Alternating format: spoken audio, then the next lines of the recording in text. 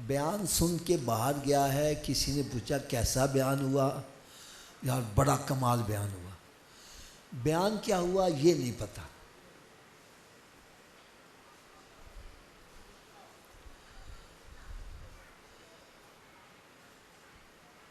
फिर अगर कोई बंदा बेनमाजी आया है तो बेनमाजी ही वापस जा रहा है, शराबी आया है तो शराबी ही वापस जा रहा है, जानी आया तो जानी ही वापस जा रहा है। यार महफिल करने का मकसद क्या है? हम जो नमाज के अंदर हाथ बांधकर हर रकात में ये दुआ पढ़ते हैं, इहदिनस सिरातल मुस्तकीम, या अल्लाह हमें सीधे रास्ते पर चला। सीधा रास्ता कौन सा है? फिर फरमाए सिरातल लजीना अनअमत अलैहिम, रास्ता उनका जिन पर तेरा इनाम हुआ। अब जिक्र हुसैन किया जाता है तो जिक्र हुसैन जिनका किया जा रहा है वो खाली जन्नती नहीं, जन्नतियों के सरदार हैं। अब इनका जिक्र करने का मकसद ये है कि इनका रास्ता बतलाया जाए, ये किस रास्ते पर चले जिसकी वजह से जन्नत की सरदारी के मुस्तहिक बन गए। अब इनका रास्ता क्या है? और फिर हम गिरेबान में झांका देखे मेरा रास्ता कौन सा है। अगर मेरा रास्ता इनसे जुदा है तो आज यहाँ से उठो, रुख मदीने शरीफ की तरफ करके उठो। ये है यार महफिल का मजा। पता नहीं आप मेरी बात को बुरा मनाएं या अच्छा मनाएं, मैं चाहता हूँ यकीन जानो, शाह साहब भी मेरा ख्याल है इस बात की गवाही देंगे, हमारे अहले सुन्नत वल जमात के इज्तिमात लाखों रुपया खर्च हो रहा है लेकिन आउटपुट कुछ भी नहीं।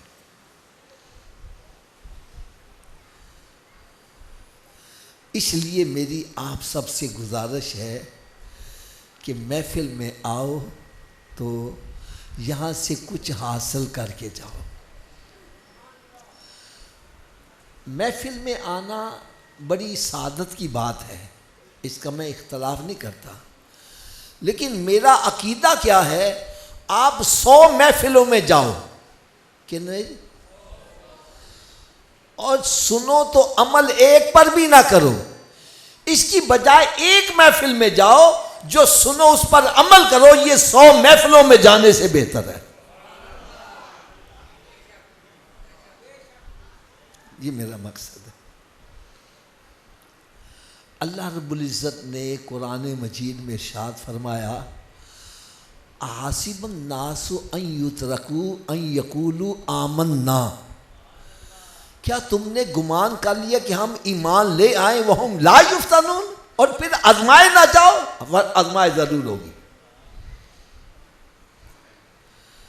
आजमाइश जरूर होगी। रब ताला बंदे को आजमाता क्यों है?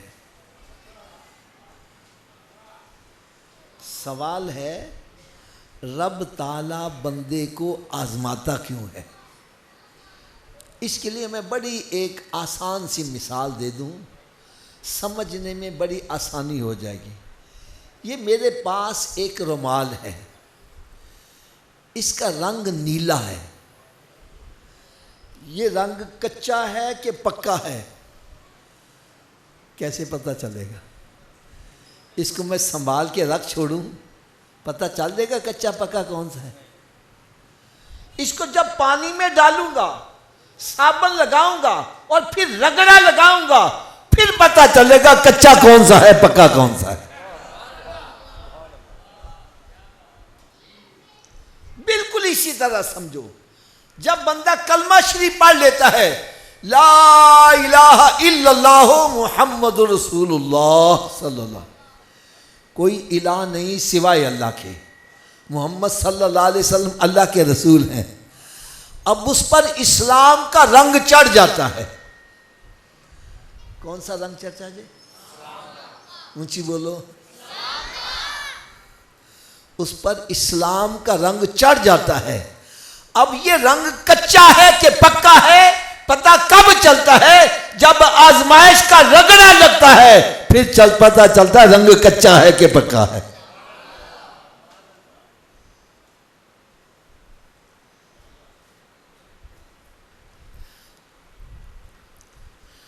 अब आज आपने सबने एक रगड़ा लगाकर अपने आप को चेकअप करना है, मेरा रंग कच्चा है कि पक्का है।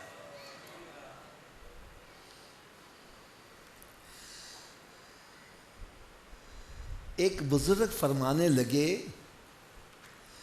इस दुनिया में खास बंदों को छोड़कर हर बंदा बिकता है। हर बंदा ऊंची बोलो।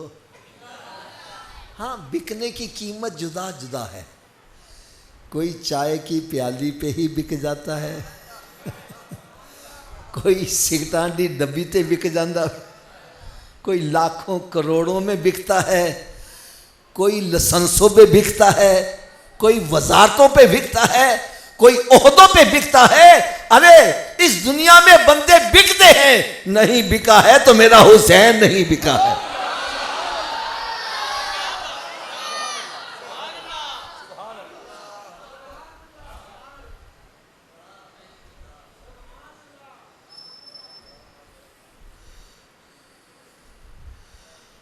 अब आजमाइश का रगड़ा कैसे लगता है? आजमाइश का रगड़ा कैसे लगता है? आप में से जो बुजुर्ग बंदे हैं ना, वो मेरी बात समझ जाएंगे। मशरकी पाकिस्तान जो अब बांग्लादेश है, आप में से कोई जानता होगा, वहाँ 90 लाख कैदियों ने हथियार डाल दिए थे। मैं सही कह रहा हूँ गलत? कितने शाह साहब? ये तादाद थोड़ी नहीं है, 1 लाख के करीब 90 लाख फौजियों ने हथियार डाल दिए, हथियार खड़े, हाथ खड़े कर दिए, कैद कबूल कर ली। इंडिया के अंदर वो कैदी रहे, फिर बाद में जाकर वो रिहा हुए। मैं नाम नहीं लूंगा, लेकिन आप समझते सारे हैं। 90 लाख फौजियों ने हथियार क्यों डाले? इसलिए कि उनकी सप्लाई लाइन बंद कर दी गई थी, सप्लाई लाइन काट दी गई थी। जब आप किसी दुश्मन से मुकाबला कर रहे हो, अगर उसकी सप्लाई लाइन, जहां से उसको पानी आता है, खुराक आती है, असला आता है, अगर वो सप्लाई लाइन काट दो, एक फौजी कितनी देर भूखा प्यासा लड़ेगा? बगैर असले के कैसे लड़ेगा? थोड़ा सा ऊंची आवाज से बोलोगे तो मुझे जरा सुकून हो जाएगा कि आपको मेरी बात समझ आ रही है। हजरत साहब, जब सप्लाई लाइन कट गई, 90 लाख फौजियों ने हथियार डाल दिए। हुसैन तेरी अजमत पर कुर्बान, तेरी सप्लाई लाइन कटी हुई है, फिर भी तू हथियार नहीं डाला।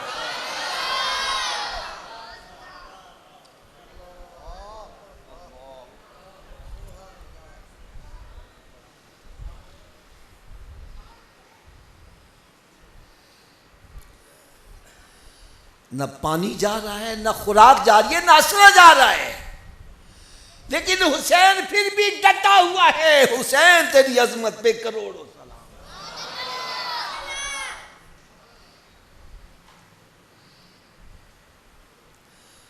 और दूसरी बात सुनो, मैं समझाने के लिए बात कहने लगा हूं। बड़े बड़े नमाजी, मुत्तकी, परहेजगार चोरी करते पकड़े जाते हैं। हज़रत जी ये क्या कर दिया? कहता यार बच्चे दी भुख बर्दाश्त नहीं होती।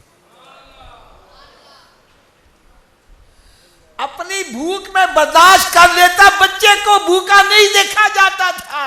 उसको प्यास में तड़पता हुआ नहीं देख सकता था। बच्चा बीमार था, दवाई के लिए पैसे नहीं थे, इसलिए चोरी करने पर मजबूर हो गया।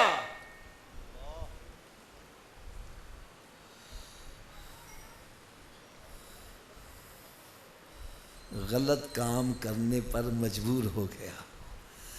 ए हुसैन, तेरी अजमत पर करोड़ों सलाम। तेरे घर में भूख भी है, प्यास भी है, और आबिद बीमार भी है, फिर भी तू नहीं बिक रहा, अपने मौके पे डटा हुआ है। तेरी अजमत पे करोड़ों सलाम।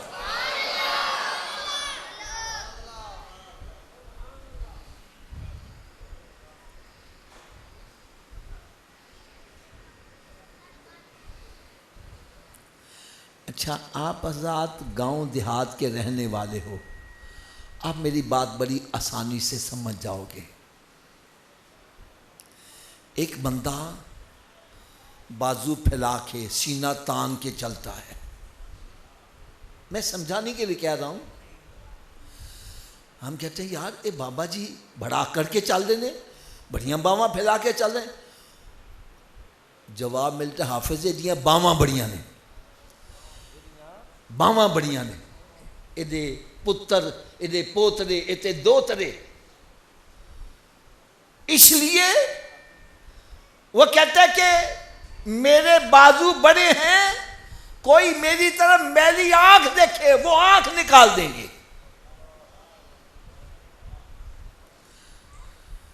ऐसा होता है ना। और अगर बाजू कट जाए फिर बंदा झुकने पर मजबूर हो जाता है। जब बाजू कट जाए तो बंदा झुकने पर मजबूर हो जाता है। ए हुसैन, तेरी अजमत पर करोड़ों सलाम। तेरे सारे बाजू कट गए फिर भी तू डटा हुआ है। तेरी अजमत पे करोड़ों सलाम। यार जवान अली अकबर शहीद हो गया है, औलो मोहम्मद शहीद हो गए हैं, अब्बास अलमदार शहीद हो गया है, और फिर भी हुसैन डटा हुआ है, झुका नहीं यजीद के आगे। हुसैन, तेरी अजमत पे करोड़ों सलाम।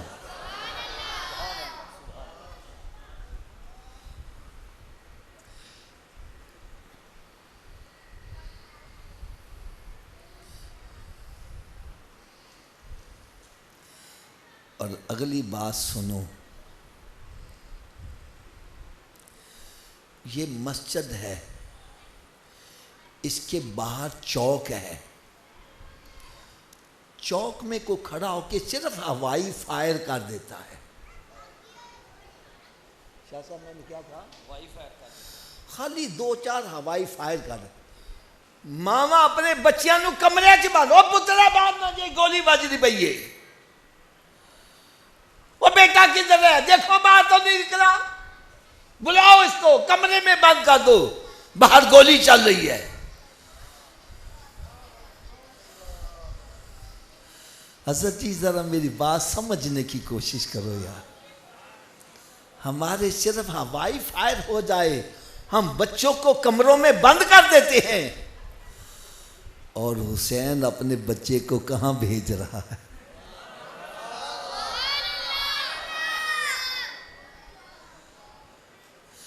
बना संवार के कहां भेज रहा है? जहां से थोड़ी देर के बाद आवाज आएगी, हुसैन अपने बेटे का लाशा उठा कर ले जा।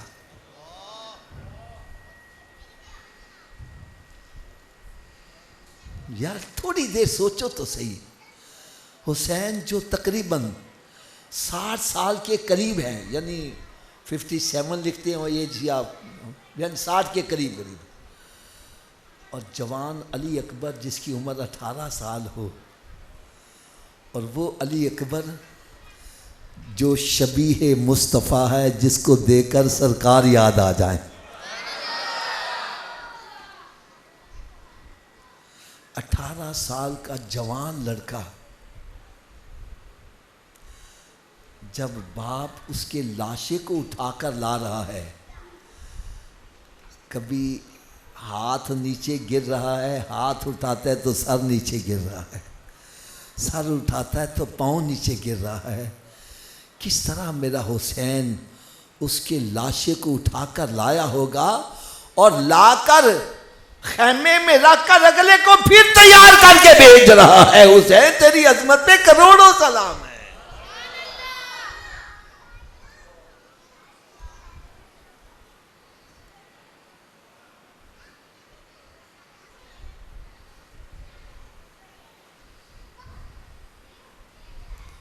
मैं कहता हूं हजरत जी आप फजर की नमाज पढ़ने क्यों नहीं आते? ओ अफज जी साड़ी दुश्मनदारी है, दुश्मनदारी है, हम सुबह नहीं उठ सकते, सुबह नहीं आ सकते मस्जिद में, दुश्मनदारी है, खौफ है।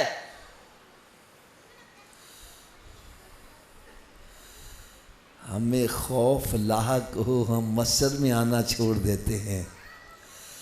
और हुसैन चंद नफूसे कुदसी हैं और दूसरी तरफ 22,000 का 11,000 का लश्कर है और हुसैन फिर भी इलाए कलिमतुल हक बुलंद कर रहा है। हुसैन तेरी अजमत पे करोड़ों सलाम, करोड़ों सलाम।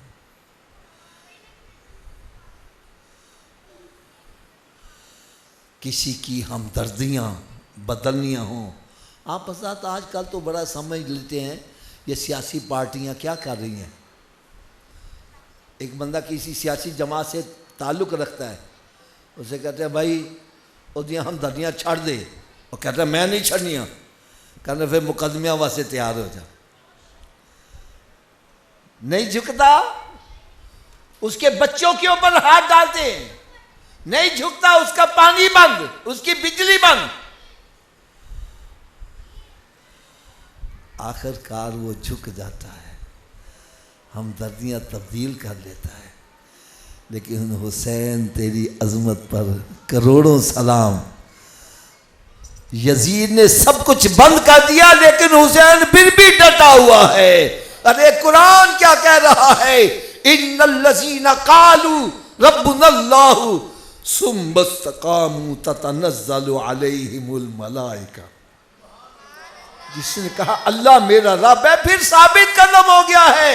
अरे आजमाइश आ रही है, रगड़े लग रहे हैं, हुसैन का रंग उतर नहीं रहा, रंग निखरता जा रहा है।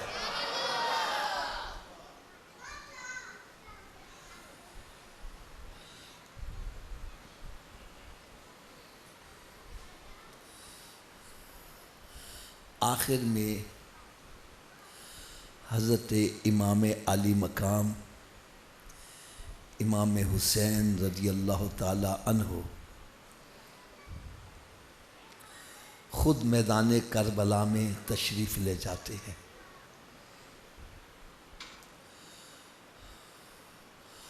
और आप वहाँ पर खुतबा इरशाद फरमाते हैं। ये बात ज़रा समझने वाली है। हज़रत इमाम आली मकाम इमाम हुसैन रज़ी अल्लाह ताला अन्हु अपना तारुफ़ करवा रहे हैं। मुझे जानते हो मैं कौन हूँ?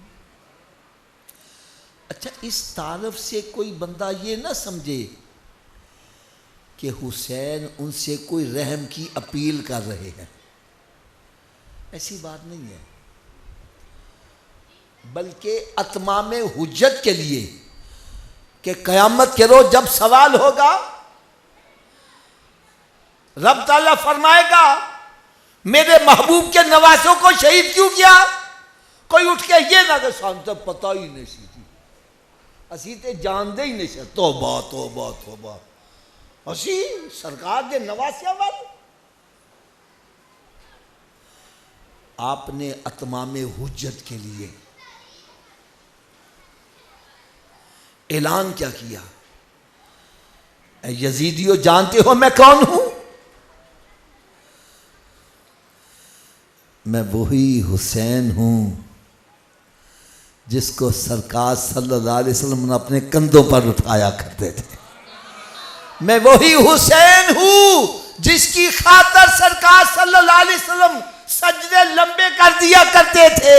अरे मैं वही हुसैन हूं कि सरकार सल्लल्लाहु अलैहि वसल्लम जुम्मे के दिन मेंबर शरीफ पर जलवा फरोज़ खुतबा दे रहे हैं और हसन हुसैन गिरते पड़ते आ रहे हैं, सरकार खुतबा छोड़कर पकड़ के साथ लाकर बिठा रहे।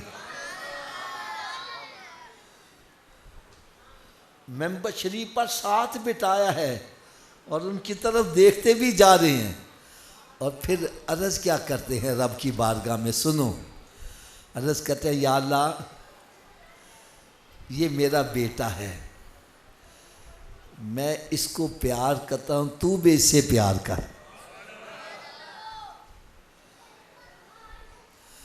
मैं इसको महबूब जानता हूं, तू भी इसको महबूब बना ले ए मालिक मौला, बल्कि जो इसको महबूब बनाए तो उसको भी अपना महबूब बना ले।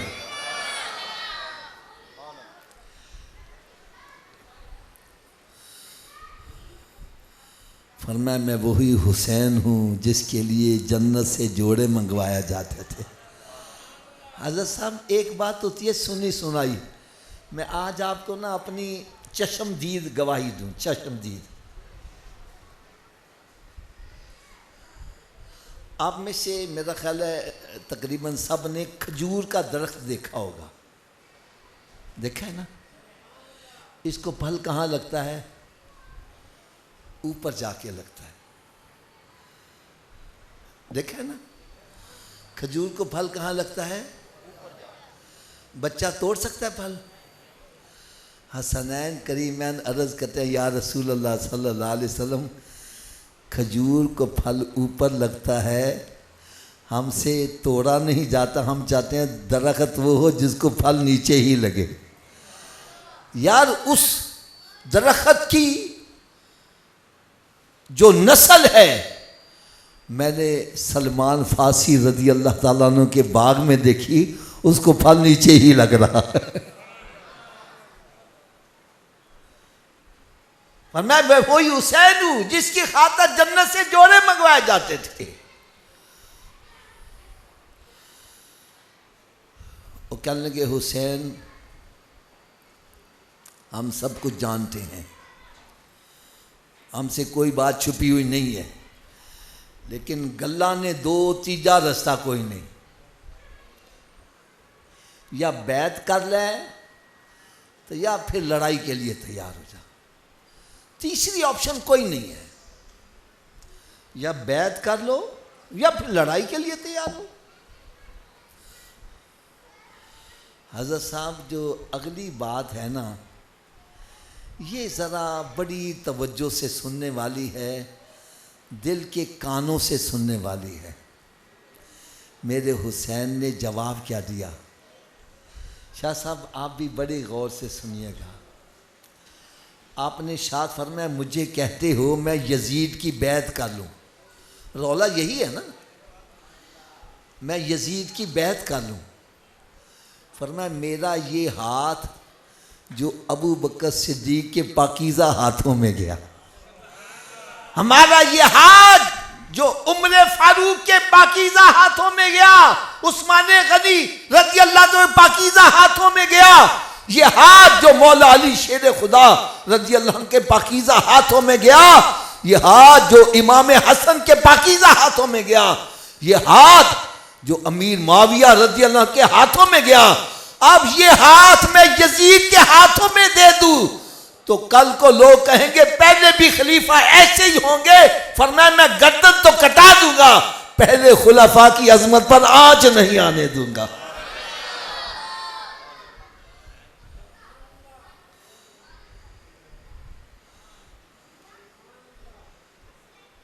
वरना आप बैत कर लेते तो लोगों ने यही कहना था, ये माज़अल्लाह माज़अल्लाह। मैं समझाने के लिए कह रहा हूँ कि जिस तरह का यजीद है पहले भी खलीफा ऐसे ही होंगे।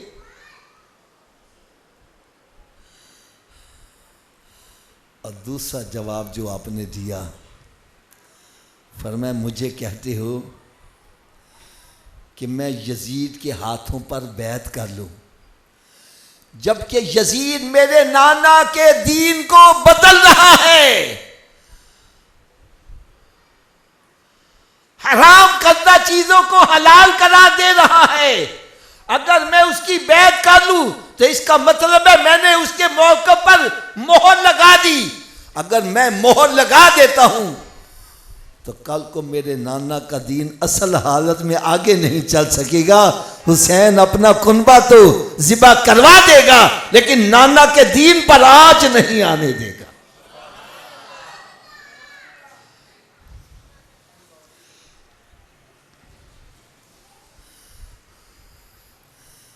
जब उन्होंने देखा कि हुसैन बैत की तरफ नहीं आता, तो फिर उन्होंने कहा जी भाई चलो लड़ाई शुरू करते हैं। बस डंके बजे हैं, लड़ाई शुरू हुई है। मेरा हुसैन कई दिनों से प्यासा है, लेकिन जिस तरफ जाते हैं ओ काट काट के रखते जा रहे, काट काट के रखते जाते हैं। फिर पीछे से जवाब आता है कि ए यजीदियो,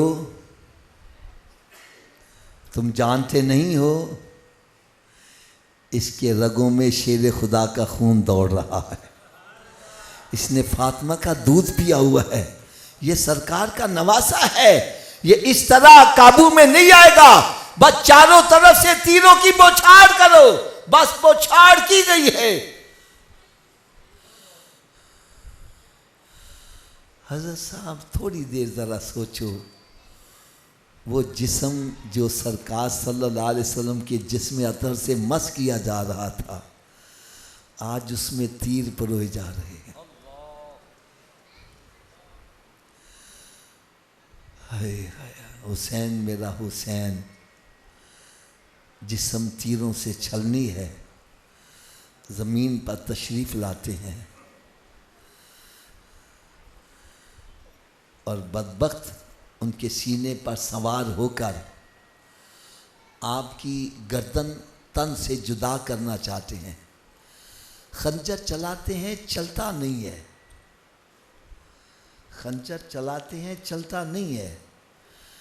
मेरे हुसैन ने इरशाद फरमाया, बदबख्तो तुम उस जगह खंजर चलाना चाहते हो जहाँ सरकार बोसे दिया करते थे। मेरे आका सल्लल्लाहु अलैहि वसल्लम इमाम हसन के मुंह पर बोसा देते थे और हुसैन की गर्दन पर बोसा दिया करते थे। कहने लगे, हुसैन कोई तेरी आखिरी ख्वाहिश है तो बतला दो। आपने इरशाद फरमाया, मुझे 2 रकात नफल पढ़ने की इजाज़त दी जाए। आपने नमाज शुरू की है, जब सजदे में सर रखा है, उन बदबख्तों ने पीछे से वार किया तो आपका सर तन से जुदा कर दिया है। इन्ना लिल्लाहि व इन्ना इलैहि राजिऊन। फिर उन्होंने नकारे बजाए, डंके बजाए, खुशियाँ मनाई कि हमने मैदान मार लिया है, और आपके सर को नेज़े पे परो के ऊंचा कर दिया है ताकि सारी फौज वाले देख लें कि हुसैन शहीद हो गया है, यजीद जीत गया है, हुसैन हार गया है। लेकिन बुजुर्ग फरमाते हैं, भाई हार जीत का फैसला बाद में करना, पहले ये देखो कि वहाँ लड़ाई थी काहे की, लड़ाई काहे की थी। मैं बड़ी एक आसान सी मिसाल देने लगा हूँ। ये मेरे हाथ में तस्बीह है, शाह साहब कहते हैं मेरी है, मैं कहता हूँ मेरी है। हमारी आपस में लड़ाई होती है, जो तस्बीह ले गया वो जीत गया, जो नहीं ले जा सका वो, थोड़ा सा ऊंची आवाज से बोलोगे, फिर सुनो जरा, जो तस्बीह ले गया वो जीत गया, जो नहीं ले जा सका वो हार गया। तो मैदान करबला में लड़ाई काहे की थी भाई? वहां सिर्फ एक लड़ाई थी। यजीद कहता था मेरी बैत कर लो, आपने फरमाया मैंने बैत नहीं करनी। उसने अपनी बात मनवाने के लिए पानी बंद कर दिया, बच्चों को शहीद कर दिया। उसने अपनी बात मनवाने के लिए जुल्म सितम की आखिर कर दी, लेकिन हुसैन को बैत के लिए आमादा ना कर सका। इससे पता क्या चला, यजीद जुल्म सितम की आखिर करके भी हार गया है और हुसैन सब कुछ लुटा के भी जीत गया है।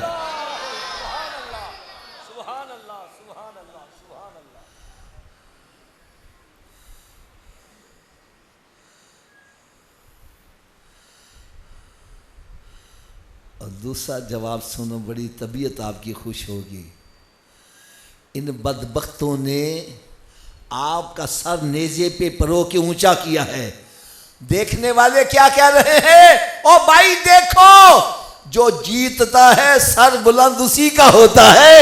आज देखो सर बुलंद किसका है? अरे वो हुसैन का है।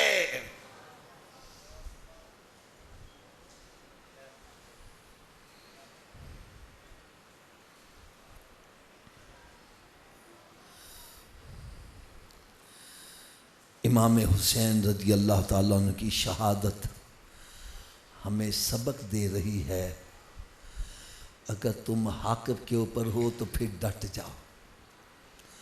तुम्हारे मद्दे मुकाबिल जितनी मर्जी फोर्स आ जाए, जो मर्जी तकलीफें तुम्हारे ऊपर जुल्म सितम की अखीर आ जाए, अपने मौक़िफ़ से दस्तबरदार ना होना। इसमें अगर तुम्हें शिकस्त भी हो गई तो कामयाबी तुम्हारे कदम चूमेगी।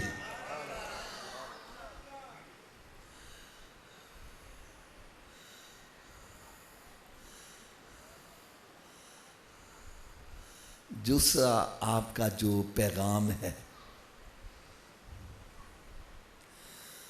वो मेरी माएँ बहनें भी तवज्जो से सुने और नौजवान भी तवज्जो से सुने।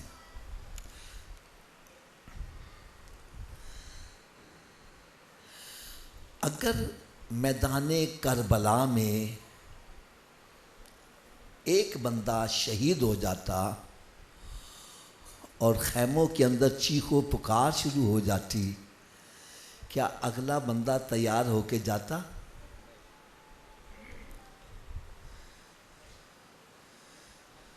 इससे पता चला हुसैन सब्र का पहाड़ बना हुआ है। उनके सारे कुनबे वाले सब्र का पहाड़ बने हुए हैं। और रब ताला ने इरशाद फरमाया, इन्नल्लाह मअस साबिरीन, अल्लाह ताला किन के साथ है? ऊंची बोलो। नहीं, अभी सबकी नहीं आवाज आ रही। आप कहेंगे सब्र करने वाला कौन है?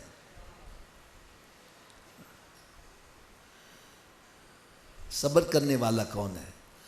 मैं इसके लिए भी बड़ी आसान सी मिसाल दे दूं। हमारे मोहल्ले में, ख़ानदान में कोई फौतगी हो जाती है, मैं अफसोस के लिए जाता हूँ, वो मेरे सीने से ला के कहता है, ओए मारेगे लुटेगे कख ने दिया, वो चेहरा नोचता है। हम उसको सीने से लगा के कहते हैं, भाई ऊंची बोलो यार। क्या नहीं, थोड़ा सा ऊंची आवाज से बोलो। जो तू कर रहा है वो सब्र, जो तू कर रहा है वो सब्र। सब्र करने वालों के साथ रब ताला है। अब मैं हाथ बांध कर नाम नहीं लूँगा, सिर्फ इशारा करूँगा, मेरे हुसैन का जिक्र सब्र से कौन कर रहा है और बेसब्रा होके कौन कर रहा है?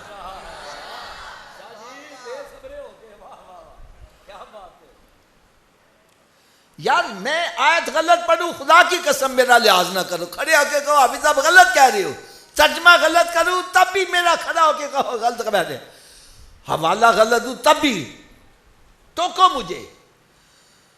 सूरह बकरा दूसरा पारा है और इसका तीसरा रुकू अल्लाह तबारक व तआला ने सब्र करने वालों के बारे में क्या फरमाया? अल्लज़ीना इज़ा असाबतहुम मुसीबतुन कालू इन्ना लिल्लाहि व इन्ना इलैहि राजिऊन। फरमाया साबिर वो है उस पर जब कोई मुसीबत आती है तो वो हाथ नहीं चलाता, वो जुबान खोलता है और जुबान खोल के नाशुक्री के कलमात नहीं पढ़ता, बल्कि वो कहता है इन्ना लिल्लाहि व इन्ना इलैहि राजिऊन। वो इस हालत में भी अल्लाह ताला की तारीफ ही बयान कर रहा है। और कुरान क्या कह रहा है? इन्नमा युवफ़्फ़स साबिरून अजरहुम बिगैरि हिसाब। फरमाया हर नेकी के ऊपर मैंने अजर एक मुअय्यन किया हुआ, इतना अजर इतना अजर इतना अजर, लेकिन सब्र करने वाले को बगैर हिसाब ही अजर दिया जाएगा। मैं हाथ बांधकर अदब से अर्ज करूँगा, ज़िक्र हुसैन सुनना है तो सब्र वालों से सुनो, बेसब्रों के पास।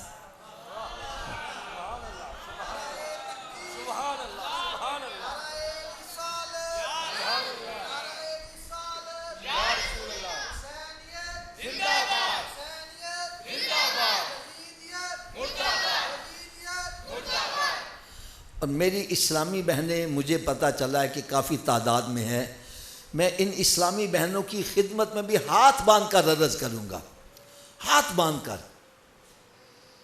कि घर में कोई फौतगी हो जाए, कोई नुकसान हो जाए तो वाह वेला ना किया करो।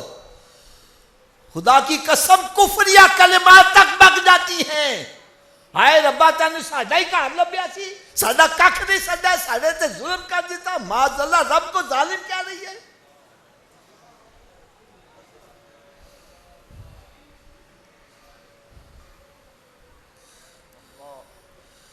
आओ मैं आपको एक हदीस से पाक सुनाऊं, अल्लाह करे ये सब के दिलों में पैबस्त हो जाए।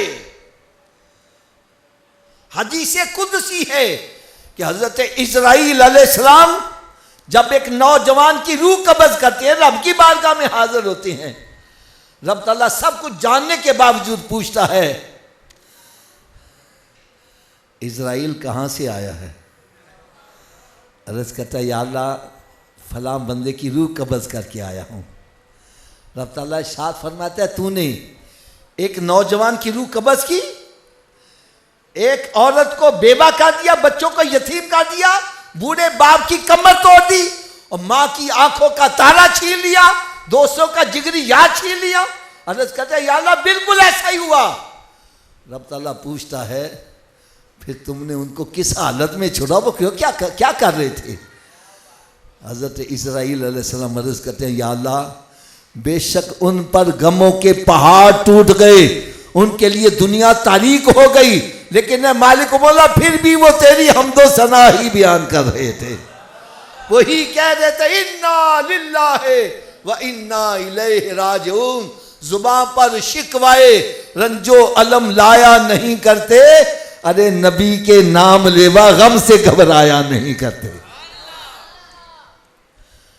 अब रब ताला ये जवाब सुनकर इतना खुश होता है, रब ताला इरशाद फरमाता है, ए इस्राईल अलैहिस्सलाम, जिन्होंने मुसीबत के ऊपर मेरी तारीफ की, नाशुक्री नहीं की, इन सब के लिए एक जन्नत में महल बना जिसका नाम ही बैतुल हम्द रख दे, और सबको जन्नत में जगह दी जाएगी। किनको? जो मुसीबत पर मार कुटाई नहीं करते, अल्लाह की हम्दो सना ही बयान करते हैं।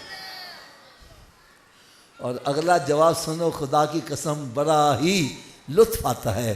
रब ताला इरशाद फरमाए, इन्होंने मुसीबत के वक्त भी मेरी नाशुक्री ने की, मेरी हम्दो सना ही बयान की है, तो ये नौजवान अपने खानदान का सहारा था, अब इन सब का सहारा मैं खुद बनूंगा।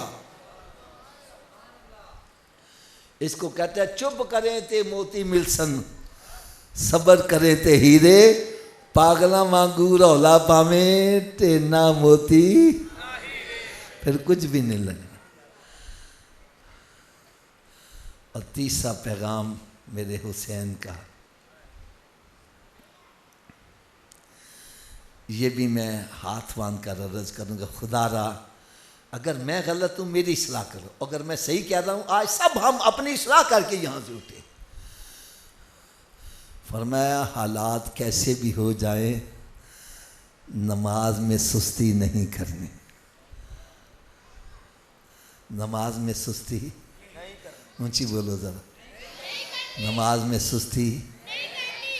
आज मैं कहता हूँ, हज़रत जी तुसी नमाज पढ़न नहीं आए? हाफिज़ जी मैनू खौफ है गासी दुश्मन दा।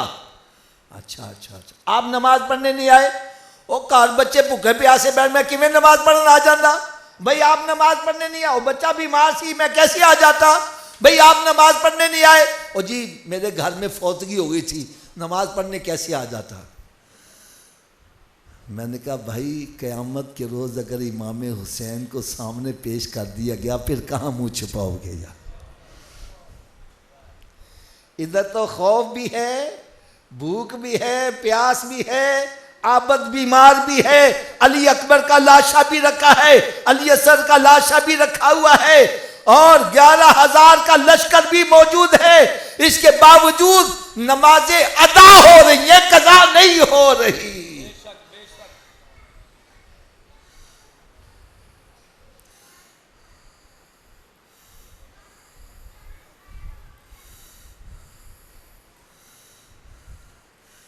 एक बात मैं और अर्ज करूं,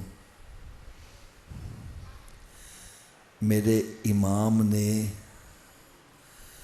करबला की तपती हुई रेत पर सजदा किया है। मैं सही कह रहा हूं गलत कह रहा हूं? तपती हुई रेत पर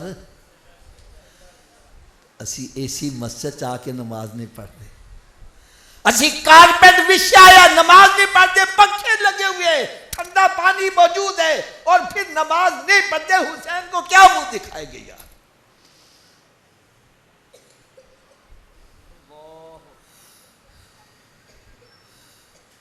और एक बात बड़ी जबरदस्त कहने लगा हूं, बड़ी जबरदस्त। ये आपने उलमाए कराम से भी, नात खां हजरात से भी, नकीबे महफिलों से भी सुना होगा कि मेरे इमाम हुसैन का सर नेज़े पर है और हुसैन के होंठ हिल रहे हैं,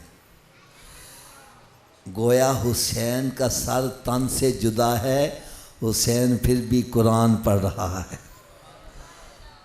ये सुना कि नहीं सुना? थोड़ा सा ऊंची आवाज से बोलो। हुसैन का सर तन से जुदा है, हुसैन फिर भी कुरान पढ़ रहा है। मैंने कहा तेरा सिर नाल लगा, तू क्यों नहीं कुरान पढ़ता? या तेरा सिर तो नाल लगा हुआ है, तू कुरान क्यों नहीं पढ़ता? मेरे हुसैन को कुरान से इतना प्यार कि सर तन से जुदा है, हुसैन फिर भी कुरान नहीं छोड़ रहा, और तेरा सिर नाल लगा हुआ है और फिर भी तो कुरान नहीं पढ़ा। तू पंखे के नीचे बैठ के नहीं पढ़ रहा, एसी कमरे में बैठ के कुरान नहीं पढ़ रहा।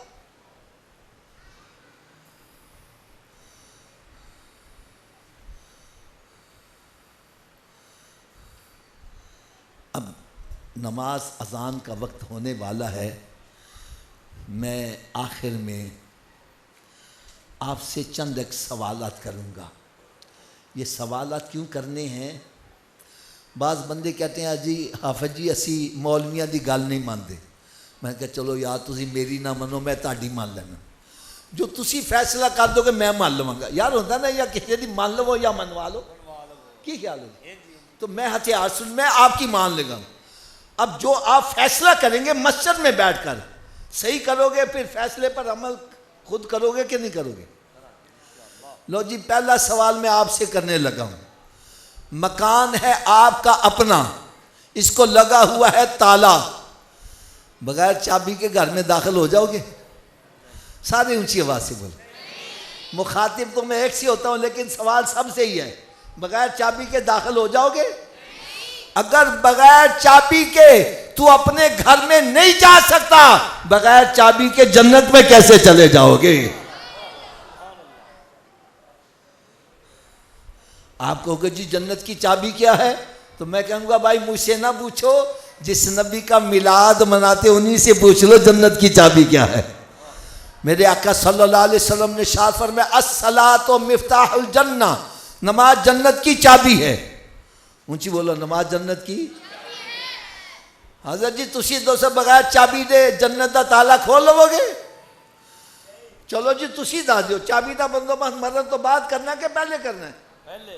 तो फिर कर दे क्यों नहीं?